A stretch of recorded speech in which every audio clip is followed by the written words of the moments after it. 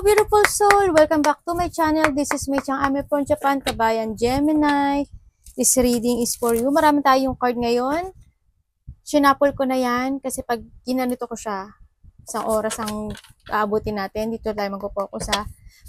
Para sa October 2024, maraming salamat muna sa aking subscriber, new subscriber, cross watcher, at sa mga bagong pasok dyan. Welcome na welcome kayo sa bahay ni Ate Aimee. Maraming salamat din sa nakataba ng puso yung mga comments. At sa mga nagpa-personal reading, maraming salamat po. Kung gusto niyo ng personal reading at energy niyo lang talaga ang gusto makuha natin, all the details po is nasa baba ng video na ito. Yung mga gusto magpa-personal reading, paki-add po ako sa Facebook Y kasi nai-spam yung inyong mga message. Kaya yung hindi ko po nare-replyan, ibig sabihin po nasa spam yung message niyo. Kapag hindi ko pa po na-accept yung inyong friend request, wag mo na kayo mag text message ha, kasi baka ma-spam, sayang lang. Pero try nyo rin, pag hindi ako nag-reply, ibig sabihin na spam siya. No?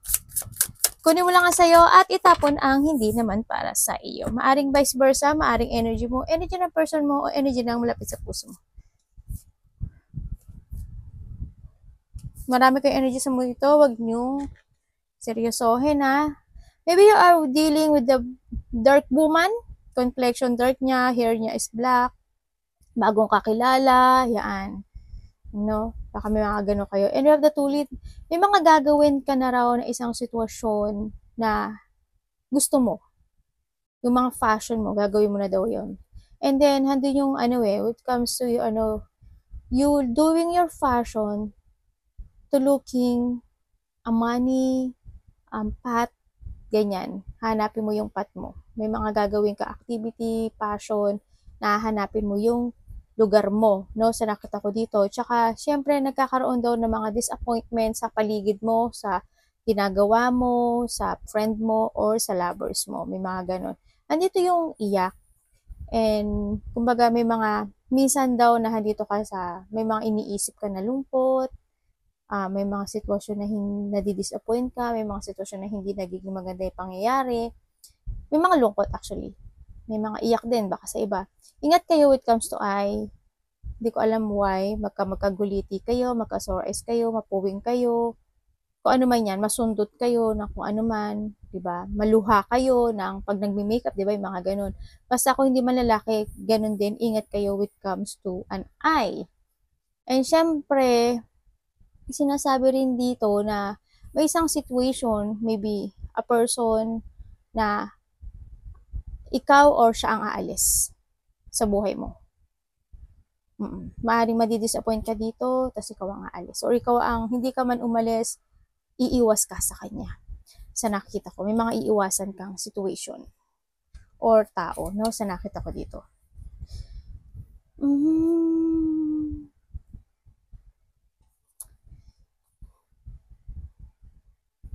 Sa nakikita ko sa'yo, unahin natin yung ano mo, no? Tingnan mo to, dito ka, oh. Unahin natin yung health mo. Maybe you are dealing more on disappointment kasi to nakikita ko Hindi ba kayo namamanhit, nangangatog? Kasi more on emotions ang nakikita ko dito. Yan, more on emotions siya, di ba? More on emotions, tapos may mga gusto kang itama at i-correct. Maybe may mga sitwasyon na dumadaan ka sa law, justice, ganyan, no? Sa nakita ko dito. May mga pinag-iisipan ka daw, may mga pinag-iisipan yung mga nangyari sa nakaraan, o nangyayari sa pansamantala ngayon kasi nakatingin ka dun, kumbaga. Tapos, di sa current, di ba? Nandito yung iniisip mo rin yung mga shipment o pagbabago. Yan. Hindi ko alam kung bakit parang disappointment, parang naiinis, nagagalit, parang ganun. Ang nakita ko. Pinag-iisip, yun. Parang, may ganun nakikita ko sa'yo. Hindi ka ba nangangawit? May pagkangawit tsaka pagkangpagod. Parang feeling ko pagod ka sa'yo.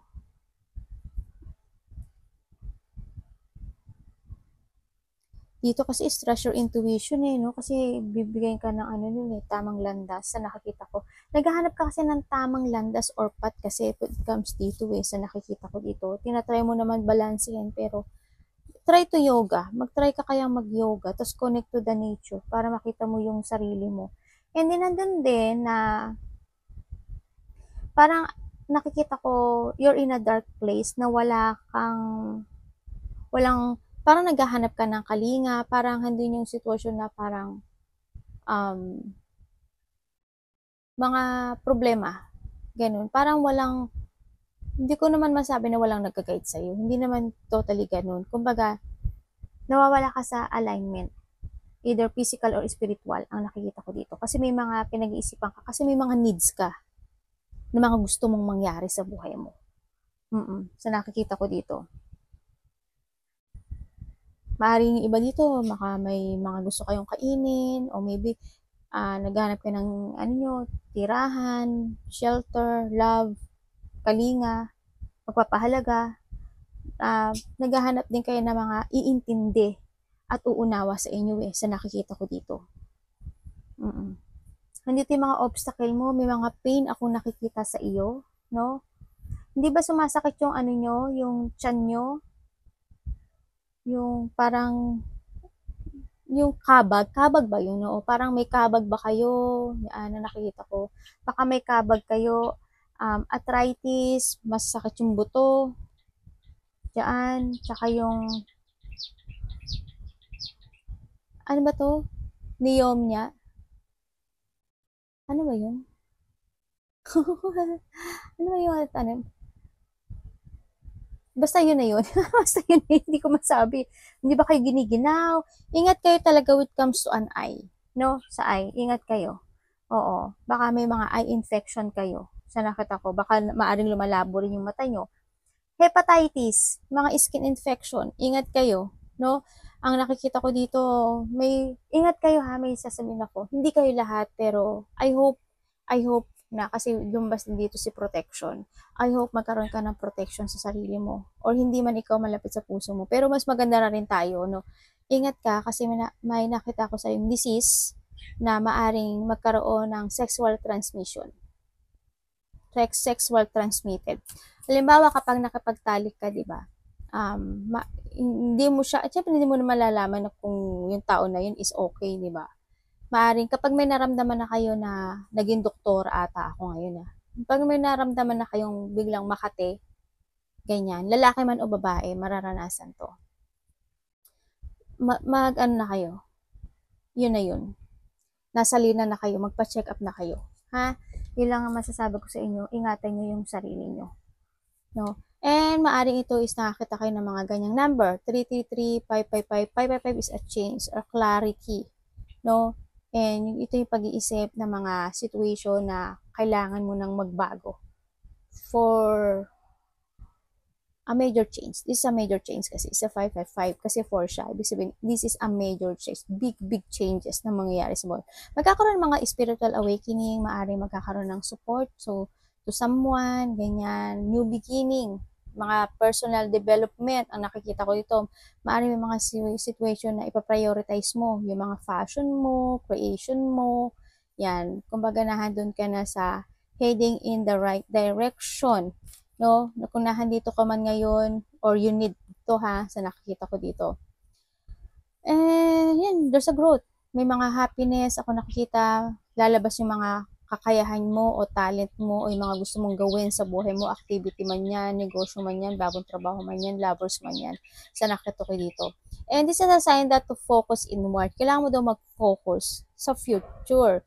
Mag-focus ka sa mga gusto mo, sa mga work mo, sa mga skill mo. I-discover mo pa daw more yung sarili mo, yung talent mo. At syempre, use your imagination, di ba? Unleash your inner artist. Iba dito, no? Siguro iba dito artista. Or you have an ability to entertain person, to entertain yung madlang people, mga ganun sa nakikita ko dito. May ability kang ganun. Yun nga, and boost your self-esteem. Siyempre, nandito yun, no? Kasi nandito ka ngayon sa And sense of purpose. Kailangan alam mo yung purpose mo, no? And you're a victim of circumstances. Rather, you are the beneficiary of it. Oh my God. Ibig sabihin, iba dito, biktima kayo ng isang pangyayari o sitwasyon ano sa nakikita ko dito. Kung ano man yung mga pinagdadaanan nyo. And yun nga, parang isiset mo daw uli yung sarili mo para makita mo yung success mo. I-reset mo siya, no? Everything is working out at the best. At long last, you are accomplishing what you set. Everything will be working perfectly in the end. Yan, at the end daw, magiging maayos daw ang lahat. Pero syempre, you need to move on and you need to clarity kung ano talaga yung gusto mong mangyari sa buhay mo. Syempre, make a new beginning. This is a phase of religious spiritual peace. Also, mag-meditate kayo, di ba? Nakita natin sa meditation para mas makilala niyo yung sarili niyo. Ma-enlighten kayong maigi. And you're on the path on enlightenment. O, di ba? Tama nga. And this is too shall pass. Yan, yung mga nangyayari sa buhay mo, malalakasan mo nga siya.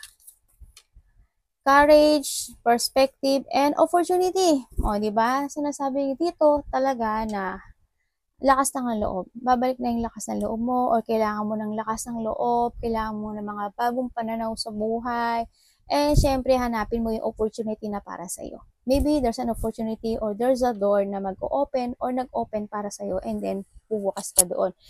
Ang sinasabi rin dito with comes opportunity, this is the time na, anak, ba't inaano mo yung microphone ni mami? Sorry, anak ko yun. Ginagano niya yung mic kasi ano siya, kumakapit siya sa ano ko, sa damit. Eh, doon yung nakapitan niya. Yun, may mga ano daw, sinasabi dito na, this is the time daw na magbago ka ng mga new career, baka mag-iisip ka na noon ng mga bagong business, mag-i-structure ka ng project mo, business, baka mag-i-invest ka na, ganyan. May mga new venture o mga new activity ka na gagawin sa buhay mo. You know, just do it, sinasabi niya dito, kasi it will toward to success kasi sa nakita. Basta lakas lang din ng loob. Umaga, know your target din sa nakikita ko dito eh.